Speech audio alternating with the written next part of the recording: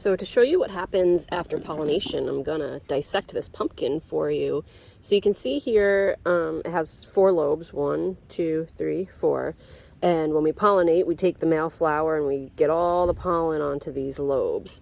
So then what happens from there is the pollen forms a tube, and the tube goes down, and you can see where this correlates to the lobes. 1, 2, 3, 4. The pollen starts to go down until it reaches an ovule, which is basically the beginning of a seed. Okay, so now we open this up, and you can see all those ovules. Here, these are all those pre-seeds that would have gotten pollinated by the pollen. Now if you look at this, I actually see it's actually 5 lobes. So you can see the borders between the lobes. There's one there, and there. So it's actually 1, 2, 3, 4, 5. And that's kind of what it is when it looks like half a lobe. And it's actually, these 2 here are 2 separate lobes. So there's 1, 2, 3, 4, 5. So sometimes when those lobes don't look perfectly symmetrical, it works itself out in the pumpkin. So it is pollination day for Snoop Gourd. I have 4 flowers from Goose, and I'm going to cross-pollinate. And I just wanted to show you the big reveal to see how many lobes we got. Ooh, that is a beautiful, symmetrical 5-lobe flower. I love it. I'm going to do some pollinating and get back to you later. So it's been raining a lot, as usual. You can see that I still have my greenhouse tops on. I'm trying to avoid getting my plants too wet. If the vines get too wet or the roots get too wet, they can rot. It could get fungal disease. I've had fungal disease before. I've had fusarium, which kills your whole plant. So I am keeping them fairly dry. The other thing that the greenhouse top does is it gives it some protection from the sun, and you can see the leaves that are exposed. Some of them have gotten burned. We had 2 days of sun. It was 80 degrees out and sunny, and my leaves got burned just from 2 days of sun. So that's partially due to high nitrogen. Partially due to genetics. Usually when the plant does get burned, it just gets these younger leaves. The older leaves are a lot more resilient. So this leaf got burnt when it was about that size. So we're getting lots of rain. It's kind of hard to bury vines when it's this wet, so we're just kind of waiting things out. It's so wet and humid that there's roots everywhere. They're popping out all over. We like roots. There's a bunch over here too. There's roots everywhere. So my patch is a mud pit. I'm so glad I have this protection over most of the plant, keeping it dry. This wet weather has caused a few issues. You can see I have some fans running, and I'll show you why.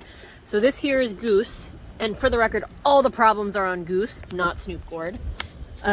This is probably the keeper pumpkin. This was the, I guess, backup that I had that is a little closer than I'd like to the stump, but it's the best we got. But what happened is this area that I pollinated here, it got a little wet. I removed the flower 24 hours after pollination, and what I did is I covered it with this washcloth to keep it protected. Protected from the sun, which we don't have, and also protected from animals. I've had mice chew on the skin, and a tiny little mouse chewing on a little pumpkin is quite big on a big pumpkin. But anyway, what happened is when this was covered up, just because it's been so wet and humid, this started to get soft, and it actually got some mold growing on it. So what I did was I took some alcohol, I wiped off all the wet stuff, peeled off anything that was super wet, and then I put Captan powder on it. And Captan is a fungicide, which is not really good for you. I put gloves on when I did it. And then that powder basically immediately turned into a paste because it was so wet. This blossom end is very prone to rotting, so I have to keep a very close eye on that. So I'm keeping it as dry as I possibly can. Luckily it's under the greenhouse, so it's not getting rained on. Make sure it's got some air exposure. We got the fan blowing on it. And now we got another thing going on here. This was a pumpkin that I had cut off. That was the practice pollination pumpkin, and the same exact thing happened. It's just been so wet. Normally in 24 hours it would just dry up in the sun, but it's been so wet that it started to get wet and soft. So did the same thing with the alcohol and the captan. You can see all these roots popping out here. And then the last thing I'll show you in a minute. So we're still looking at Goose. This is a secondary vine. So we have the main vine going like that, and this is the first secondary vine. And the first secondary vine is always a lot thicker than the others. It's almost as thick as the main vine, and it did the same exact thing as the main vine. We got this freaking crack going straight across, and same exact scenario. It hasn't been windy, it hasn't been blowing around, I haven't been moving it. So I don't know, it's probably a combination of high nitrogen and brittle vines and growing fast, or I don't know what, but I'm kind of upset.